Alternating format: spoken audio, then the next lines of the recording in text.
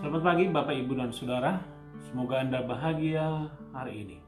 Untuk menerima hari ini sebagai anugerah pemberian Allah, mari kita menjalaninya dengan diantarkan oleh kebenaran firman Tuhan yang pada hari ini tertulis dalam kitab 2 Korintus pasal 8 ayatnya yang ke-9. Karena kamu telah mengenal kasih karunia Tuhan kita Yesus Kristus, bahwa Ia yang oleh karena kamu menjadi miskin, sekalipun Ia kaya, supaya kamu menjadi kaya oleh karena kemiskinannya.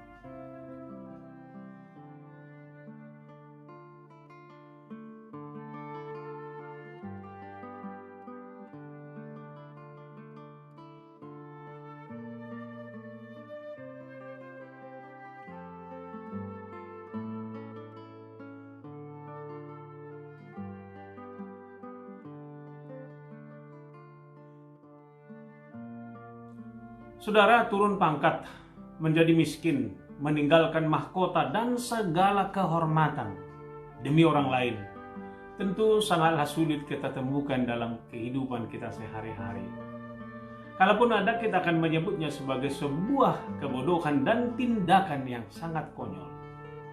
Tetapi saudara, apa yang kita sebut bodoh dan konyol itulah yang justru dilakukan oleh Allah di dalam Kristus. Istilah yang dipakai oleh Paulus adalah Dia yang kaya menjadi miskin supaya kita menjadi kaya. Hal ini dilakukan oleh Allah semata-mata sebagai pernyataan akan anugerah dan kasih setianya kepada kita. Lagi-lagi, kalau kita mau takar menurut ukuran manusia, bagaimana manusia itu mencintai sesamanya, kedalaman cinta seperti ini menjadi sesuatu yang jauh dari nalar dan cara berpikir manusia. Tetapi justru itulah yang dilakukan oleh Allah melalui kemanusiaan Yesus, yang walaupun dalam rupa Allah tidak menganggap kesetaraan dengan Allah itu sebagai milik yang harus dipertahankan, melainkan telah mengosongkan dirinya dan mengambil rupa seorang hamba dan menjadi sama dengan manusia. Dan keadaan sebagai manusia, Ia telah merendahkan dirinya dan taat sampai mati, bahkan mati di kayu salib. Saudara, untuk melawan alam logika berpikir kemanusiaan kita, Yesus mempertontonkan logika terbalik dari alam berpikir manusia.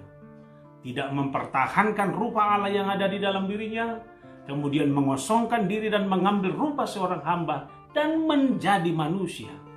Dan dalam kemanusiaannya Dia merendahkan dirinya dan taat sampai mati di kayu salib. Dia benar-benar turun pangkat, meninggalkan apa yang disebut dengan kehormatannya, bahkan mati di kayu salib. Orang lain lebih berharga dari dirinya sendiri.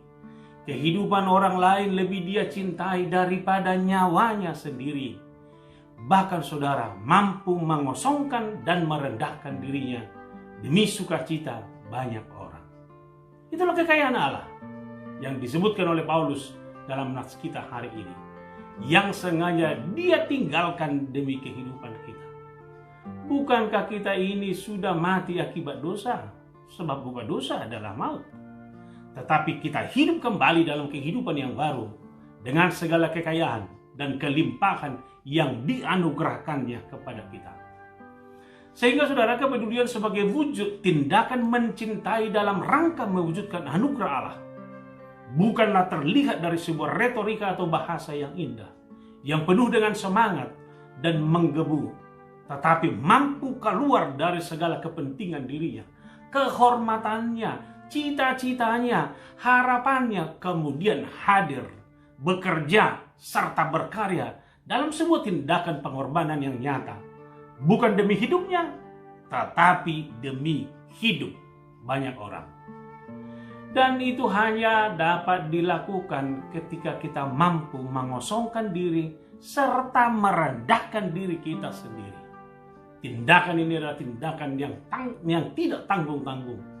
Bahkan saudara, meminjam bahasa kita sehari-hari, inilah tindakan yang habis-habisan.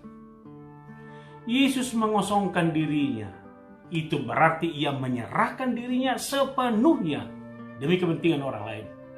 Ia mengabdikan seluruh hidupnya kepada sesamanya sampai tetes keringat terakhir, bahkan sampai tarikan napas terakhir melalui kematiannya di salib. Sedangkan hal merendahkan diri yang Yesus Kristus lakukan berarti dia merendahkan dirinya sampai titik paling rendah, menjadi hamba. Kita tahu saudara, status seorang hamba adalah lambang kasta terendah dan orang yang tidak diperhitungkan sama sekali. Dia telah merendahkan dirinya dengan menjadi taat sampai mati, bahkan mati di kayu salib. Saudara, mati di salib juga adalah simbol kehinaan, sebab mati sebagai manusia yang berdosa karena kejahatan yang dia lakukan tidak lagi terampuni.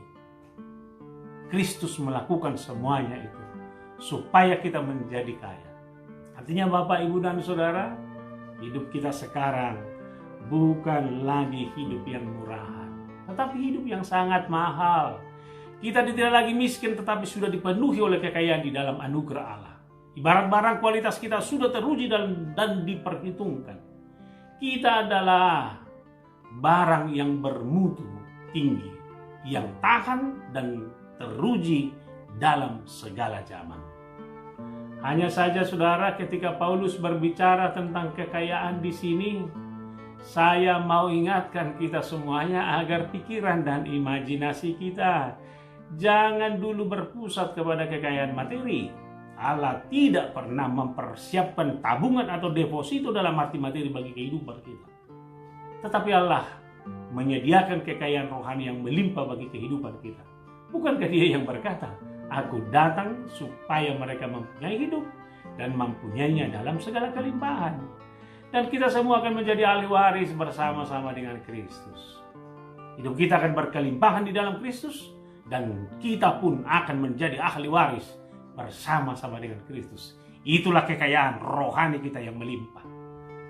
Oleh karena itu saudara, berjuanglah, berkaryalah, sehingga semua orang dapat menikmati segala kekayaan rohani yang saudara miliki.